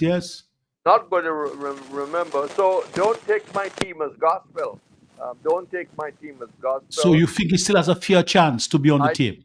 I think he has a fair chance. There are a couple of names there. Well, we talked about Graves, we talked about Carty. So all these names could be competing, and you don't know what the selectors are thinking, Could be a major surprise. A Chandra Paul doesn't go, Louis opens, Carty comes in at number 3, all sorts of combinations. But I wonder if, Mr. Producer, that my honorable friend Lockhart did say that What did you say? No, I wonder if you told him that I had to go at 7:30 because. Yeah, I know. I remember you said that. Just before you go, one final. Don't you think, given that the tour to Australia was basically bleeding in quite a number of what we consider to be the future, don't you think that those players who went to Australia should be given another chance, except those that failed miserably, but at least those who performed should be given another chance? Because it seemed to me that the tour to Australia was the defining moment for a new crop of young, because there's basically 7 debutants. Shouldn't they be given some chance to move forward? Oh, you are very right. That entire squad will probably end up going. Now, gentlemen, Roach, are we carrying Roach? Good, that's another good question. I mean, he's in England now playing, as you know. He's Reds is a caller, then maybe for you. Let's take the caller. I'll get back to that point. Yes. Good evening. Good evening, caller. Yes, Steve, good evening. Good evening to the rest of the panel. Yeah, My question, I would like to ask Red what he think of Jeremiah Lewis chances going to England. Seeing that Alzari Joseph, as Sibo said, has been very expensive, and I believe he has been playing Test cricket long enough, and he only has 1 5-wicket haul, if I'm not mistaken. I may be wrong, but I can only recall 1 5-wicket haul from him. And I think he's not a strike bowler that you can depend on. So I would like to ask Red, what do you think about Louis' chances? Louis has been consistent over the years, and he gets top batsmen out. Thank you very much. Initially, he seems to have had a physical problem. I'm told he didn't like to have a lot of breakfast in the morning, and he had a couple of series, I think the first 2, where he was unwell, but I think his dietitian must have spoken to him. He's got the numbers. And he's been making a few runs as well, eh? He's been making a few runs. So he could go in front of Roach. But whether they'll be bold enough, don't forget, this is Joseph from Guyana's first tour. Seals coming off injury, back looking well. Are you going to take a chance with a player going to England and playing for the West Indies for the first time? All those things, the impact on Roach on the senior players, they look up to him. You got to factor in all those bits and pieces, gentlemen. I personally don't think they wouldn't carry Roach. Well, Reds, you said you didn't see much of the cricket. Yeah. There's this guy from the Windward Islands, Gillian Tyson. Most of the commentators, in fact, even your friend Colin Murray, say you were very impressed with him. The coach of the Windward Islands, Ken Roy Peters, who's played for West Indies, very impressed with him. He's only 27 years. If a guy can give you 5 years as a fast bowler, it's good. Because in fact, he only played 3 games and he had 16 wickets. And his average was only 16.18. In fact, he probably is in the top 3 the entire competition in terms of average. So he's a guy people could look. He could be a wild card. We just don't know. He could be a wild card. I don't know if you saw him bowl. No, I didn't see him bowl, but there was a Jamaican who bowled quite quickly. I think.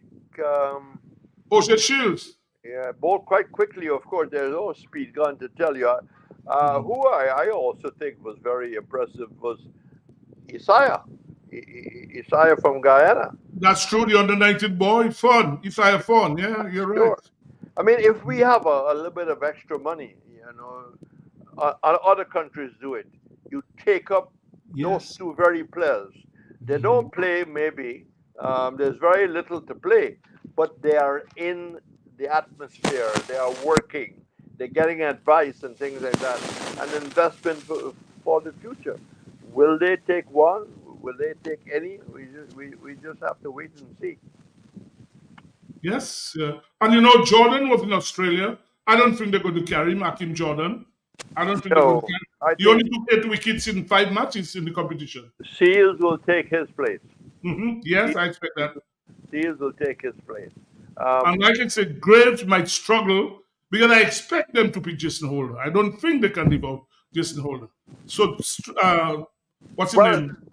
They could leave out Imlach as the second keeper, Kerry Graves, but it's dangerous to only have one frontline keeper on a tour where I don't think you can do that in a 3-match test series to leave out the keeper. And the keeper did well. I mean, the guy had 2 centuries. He made over 500 runs. Yeah, and he got better. Yeah, he made 485 runs, and he averaged 53 in the competition. So I don't see how they can leave him out. Yeah, I don't see how they can leave him out. And but again, before you go, Reds, people like Shea Hope and Brendan King, I am sure their name will come into discussion as well. I think Shea Hope, Brendan King and Shea Hope, I am sure their names will come up in the discussion. Well, I think you might get Hodge edging up Hope. King didn't do enough. King didn't do enough. I thought you know, although he said he wasn't available for the tour, he played for Jamaica. I didn't think he did enough. If he had scored heavily, he might have been a shoe-in. Well, before you go, I know you're going. Let us look at a possible 15 for the T20 World Cup. The team must be in by next week, Wednesday. All teams have to be in. A professional team have to be with the ICC. Let's look at a 15-man team you would pick for the T20 World Cup. Well, King, Hope, Charles, Puran, Powell, Rutherford, Chase, Russell, Shepherd, Holder, Hussein, Joseph, and I have Hetmeyer and Mears bracketed. Hetmeyer and Mears bracketed. So go over that again. Let me hear that. Go over that again. King. Go slowly. King, Hope, Right. Charles. Hold on, Thompson writing. Go on, Charles. Well, I thought you write shorthand. What Thompson writing? Go on. King, Hope, Charles, Puran, Powell, Rutherford, Chase, Russell, Shepherd, Holder, Hussein, Joseph, Ketmeyer, and Mears bracketed. I don't think that they will carry Ketmeyer. I don't think he's done enough. He's done enough. But one of the things you're hearing that the coach is talking about is the quality of Moti. I don't have Moti here. Well, I'm surprised you didn't have Moti, because you have to understand where the World Cup is going to be played, and that's important. Yeah, the surfaces you're going to be playing on, and I would expect Moti to be in that 15. Yeah, but you see, we have had so many kind of messages from the coach. They're talking about a 13. I understand the 13 has been adjusted. They're still looking at Thomas and Walsh. At one time, the coach seemed to be very keen on Joseph from Guyana. All of a sudden, can't pick a man for hype. But if you take Moti, Sibo, who do you leave out? Okay, I'm not sure if they will pick Shabba Joseph. I don't think they will pick him. I would expect the free spinners to be Chase, Hussein, and Moti. I would expect this three to be there for sure. But I don't think they will not pick Myers. I think Kyle Myers will get in there in that 15. I expect him as the third opener. Myers, Brandon King, and Johnson Charles. I would think these are the three openers they'll go with. Yeah. What is Johnson Charles and Myers' record over the last few years? Well, we're not there alone. A lot of people have no records. What have they been doing? Yeah, These two players. Because if you look, that's a small diversion. You see Andre 80. You wonder what that means. So a lot of strange things happening. Yeah, Red. I think basically, I have said, I take Sharma Joseph because he is an X factor. Yeah. He can take wickets like how Wood was used, come out and bowl at 150, get men out. And on that score, I'll say good evening to all of Dominica and all my friends in the studio. Thank you, Joseph. We'll talk tomorrow. Have a good night. Okay. Have a good night. We'll talk tomorrow. Yeah, but but going back to the 15, Shepherd. Shepherd would be in there for sure. I expect Shepherd to be in. Because if you look at it, you go with Mears, King, Johnson Charles. Then you have Puran, Chase, Hope, Powell, and Rutherford. Then you have Moti and what's his name? Hussein. And then you expect Jason Holder. Russell. Jason Holder has been very ordinary and flat. Yeah, but who would you pick instead of Joseph? Flat for a while now. Yeah, but you have to ordinary for a while. Yeah. Played like his Neverland score over 30 runs in an over. Yeah, I understand. But the thing about selection, Ronald, when you pick in a team, you have to say, who else do you pick? Okay, you don't pick the Holder. Who is his replacement?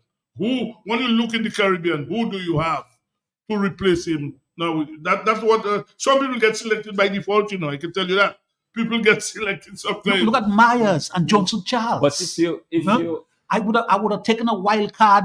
It's true, Afanas have been not scoring runs, but his style of batting is suitable for T20. That's why they pick him as the vice captain to go up to Nepal. And we'll talk about that in a while. Why Nepal? Why you go on a tour to Nepal? How are you organizing and building up your team for a T20 competition in the Caribbean? Well, what I can tell you that West Indies have 3 T20s on towards the end of May against South Africa, just before the World Cup. They have 3 T20s, May 23rd, 25th, somewhere around there. They have 3 T20s. That's before the World Cup. They will be the pre-practice. Which is good. No, Nepal might have asked them, and they agreed to go there. But even when you look at the A team, you said to yourself, what is Andrew Fletcher doing there? I mean, this is just a joke. I mean, it's a nonsense. I don't. In fact, Fabian Allen hasn't played cricket for. Kimo Paul hasn't played cricket for a while. And when I saw his name, I was wondering, but Whitner, wow, how this name came up? I was shocked. Yeah, so the thing about it, sometimes when you have to pick a team. So Hetmeyer, would you put Hetmeyer on your team? Yes, I would take a chance on Hetmeyer. I mean, the thing about it, if you pick Hetmeyer, who do you leave out? That's what I'm saying. From what they had. On the 15? Yeah. Okay, let's go to the batting. You have Charles King Mayers. And the middle order, you have Puran, Hope, Rutherford, Chase, and Powell. Which one of them would you leave out for Hetmeyer? That's the first 11. No, we're talking about 15. But looking at the middle order batsmen. Middle order, you have Puran, Hope, Chase, Powell, and Rutherford. This 5. Which one of them would you leave out for Hetmeyer? And you didn't call Russell? No, when I was looking at Russell with your wrong. With your wrong, okay. Russell, Shepherd, Holder, and as a result of it. Specialist middle order. Yeah, so now who do you leave out for? Which one of them for Hetmeyer? I respect you when it comes for that. You are the person, you are the authority on cricket. But Apostle Rutherford. No, but if you look at the last 2 matches West Indies play, if to come back to the point you're making, you said that in Australia, Kavem Hodge made a score on Van. So the same argument can be a Rutherford. The last 2 matches, you remember West Indies played? 37 not out and another score. Yeah. So you remember that. I think where Hetmeyer might lose out is in his new role as the finisher. And already you have finishers in Russell, you have a finisher. You have Shepherd. You have Shepherd as a really good finisher. So I think that is probably what is going to probably ease him out of the 5 that you mentioned. But the problem with people like Rutherford is with the KKR team in the World Cup, in the thing in the IPL. Is he playing? He hasn't played a game. Similarly, Kyle Mayers hasn't played a game. So that's the problem. So you have a lot of your men not playing cricket. In fact, when you look at it, Hope has been in and out with his team. I think he's back in now. They've been playing. When he played yesterday, he didn't score. Yeah. The only real people who are already playing are Shepherd and Russell. Well, Paul Wheeler's got a couple games. Paul Wheeler's played. But how about Puran? I never expected Narayan to. People keep saying, well, bring Narayan. Narayan is going to play because in the IPL, you're not under as much scrutiny as in international cricket. In international cricket, the umpires and the cameras look at you. In the IPL, you get away. Because the IPL is more like Fed cricket. Exactly. And Narayan, because if Narayan plays international cricket and reported again, he will be suspended for a while. And when you are suspended by the ICC, all cricket, Narayan is not going to jeopardize $200,000 and $400,000 every year to go and play for West Indies at the age of 35. You're not going to do it. So when I hear people say, I said, Narayan is going to play. Okay, Sibo, we've talked about the 15. Give us your first 11 that's going to the World Cup. The first 11. Well, again, it depends on the surface you're playing. Eh? That's what I say. On the pitch you're playing on. It's whether So you would. Okay. In fact, probably you can look at the fixture. Let's see. I think West Indies playing. Yeah. Is it Papua New Guinea on the first game? Yeah, the first game is against Papua New Guinea, and that's in Guyana. Let's look. We can check it. But Sibo, before you go there. I respect you and authority on cricket. I can discuss cricket with you. I can never argue cricket with you. What do you think about the preparation? At least this year, guys should stay away from the IPL and stay together and let's prepare. we're going to have the T20 in our countries. Well, yes, but the thing about it, Ronald, do you tell a guy to turn down $300,000 US and come you think he's gonna do that? What's the objective? Well, what's the objective? I understand what you said, but the guys ain't going to do that. I can tell you. In fact, don't look at the picture. West Indies playing in Guyana. In Providence, Guyana. No, Guyana, the picture is low, obviously. So you expect people like Moti and Chase and Hussein to play there. You expect all three of them. Play with free spinners. Yeah, you expect all on a pitch like that in Guyana. You expect all three of them to play because you're looking at a pitch where the ball ain't gonna come up ahead and it's not even going to come to knee high. See, but it comes back again to leadership and management.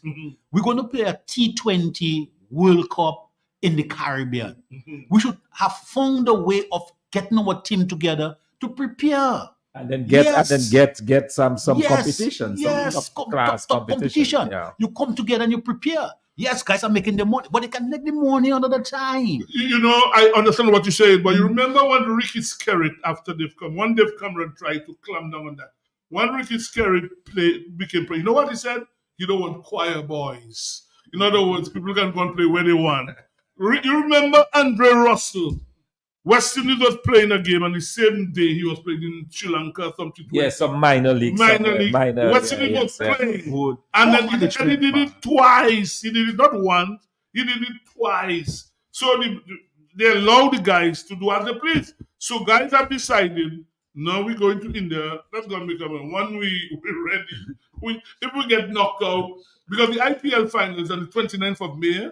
29th of May. Now, some guys, they will probably not allow them to go if they're in the final. They're not going to allow them to go. Others who get knocked out early might probably get away by the 15th of May, probably get back. But again, we haven't heard what is the plan. We haven't heard them saying, well, guys will go into camp from what they in May. We haven't heard anything like that. But you can influence that. You're a fucking fella, you know. But Sebastian of the West Indies Cricket Board. So listen to you, Sibo. Hold on.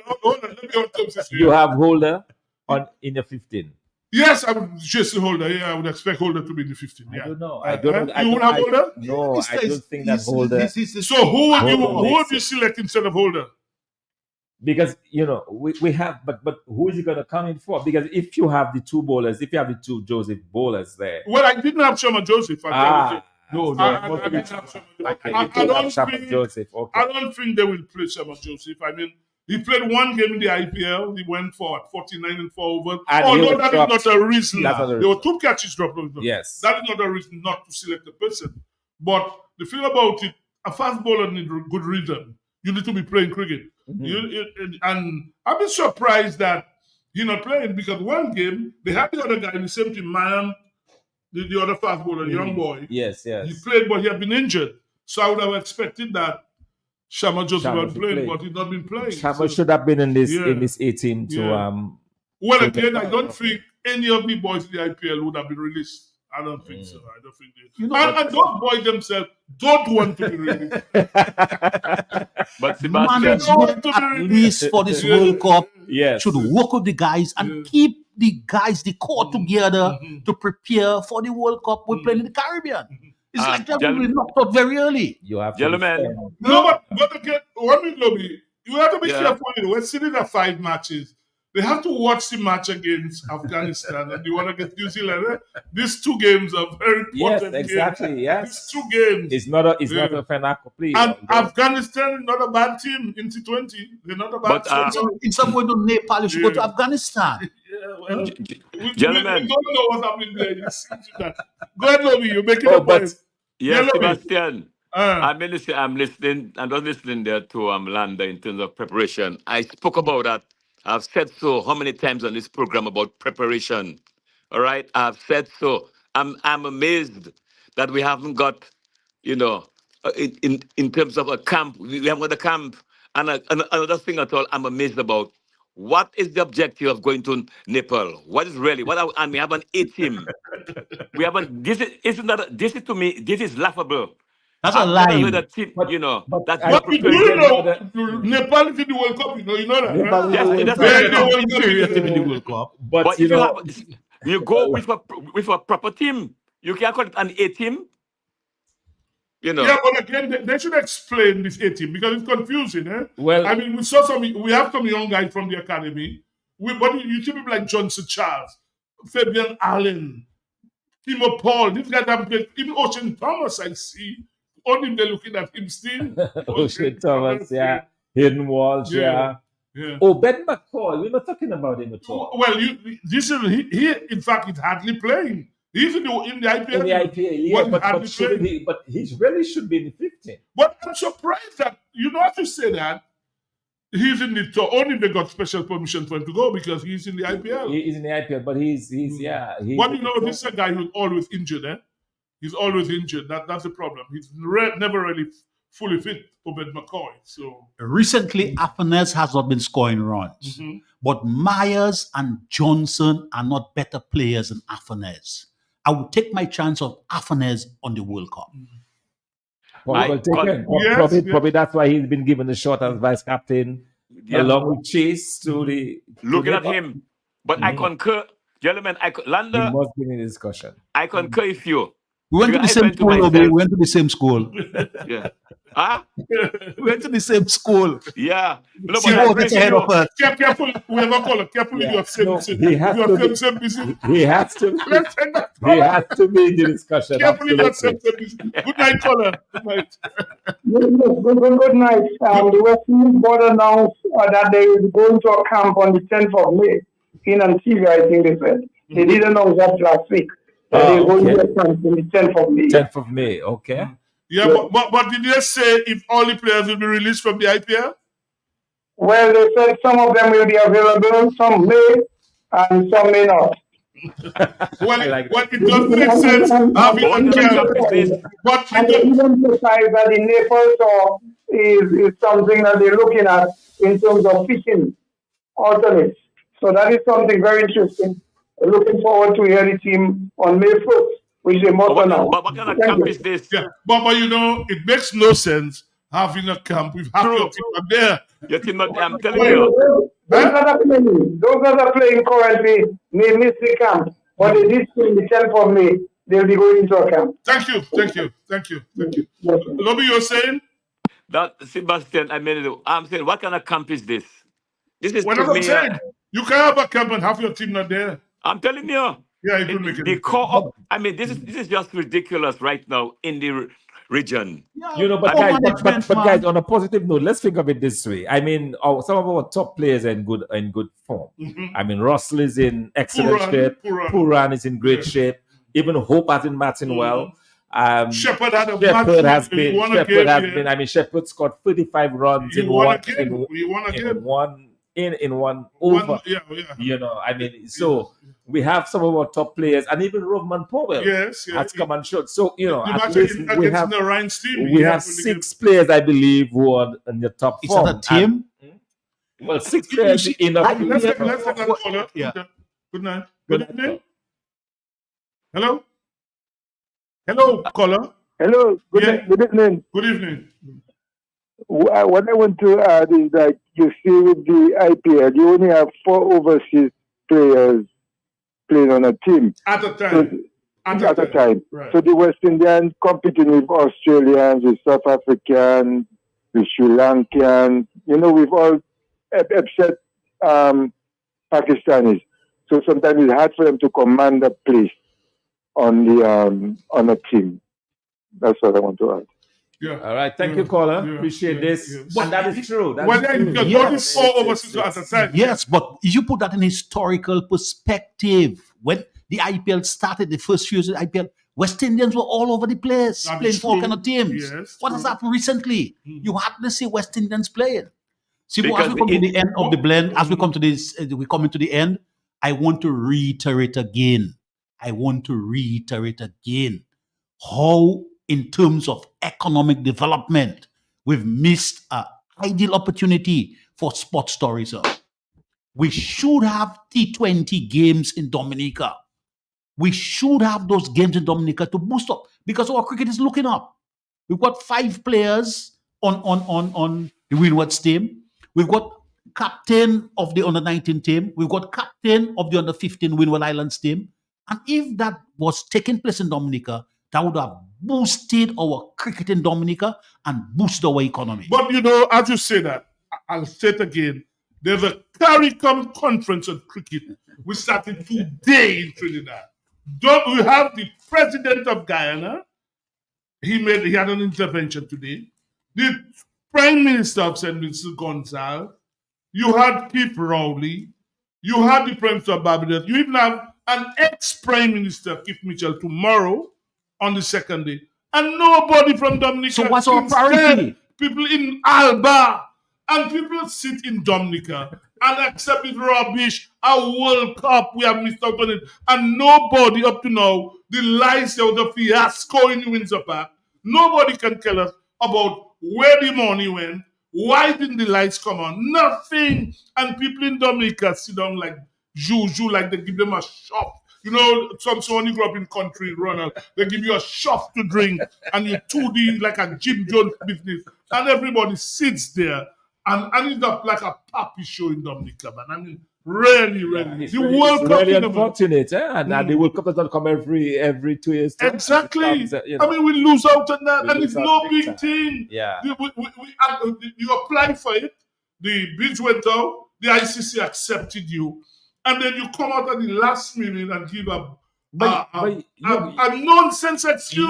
You could have borrowed the money. You would make it back. Exactly. Barbados government spending like that. 50 million, you know, in terms of 50 million for the finals.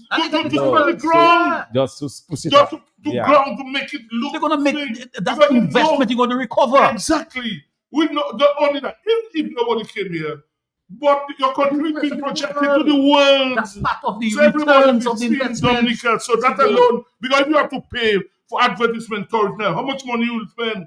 And then you have foolish kids about, we have direct flight and not. You know, this is the sickening, boss. And people sit down there and accept those rubbish, honestly. Poor management. Very poor management. Well, no management at all. Not poor, there's no blasted management. That's what happened. Well, guys, next week when we come there, the team will be out. The World Cup team will have it. The West Indies 15.